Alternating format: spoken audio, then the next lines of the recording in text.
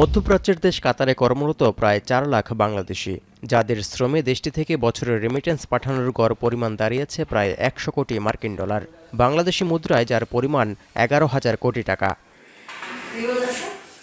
হালে কাতারের অনেক প্রবাসী বাংলাদেশি গড়ে তুলেছেন ব্যবসা প্রতিষ্ঠান, ছোট বড় মিলিয়ে যার সংখ্যা ছাড়িয়েছে 30,000।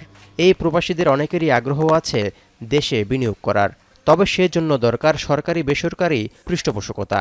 কাতারের মধ্যে যারা ইনভেস্ট করতেছেন, ব্যবসা করতেছেন, কাতারের পাশাপাশি যদি আমাদের বাংলাদেশে যদি আপনারা ইনভেস্ট করেন, এটা আমাদের বাংলাদেশের জন্য ভালো হবে। সরকারি এবং বেসরকারি প্রজেক্টগুলো হচ্ছে, এগুলোতে আমরা কাতার যারা আছি আমরা চাইলে বিনিয়োগ করতে পারি এবং ইনভেস্ট করতে পারি। আমি আশা করি বিনিয়োগ এবং এই যে ইনভেস্টগুলো আমরা করে এই কাতার প্রবাসীরা অতি স্বাবলম্বী হব। প্রবাসীদের এমন বিনিয়োগের জন্য কাজ চলছে বলে জানিয়েছেন মধ্যপ্রাচ্যে সফররত এই ব্যবসায়ী নেতা। আর এই উদ্যোগে সামিল করতে চান মধ্যপ্রাচ্যের ব্যবসায়ী উদ্যোক্তাদেরও।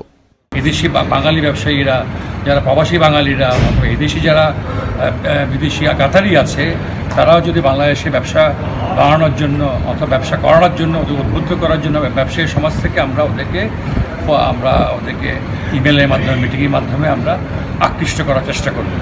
পরিসংখ্যান বলছে বাংলাদেশে রেমিটেন্স পাঠানোর শীর্ষে থাকা 10 দেশের মধ্যে কাতারের অবস্থান সপ্তম, আর শীর্ষ 10টি দেশের মধ্যে 6টি মধ্যপ্রাচ্যের দেশ।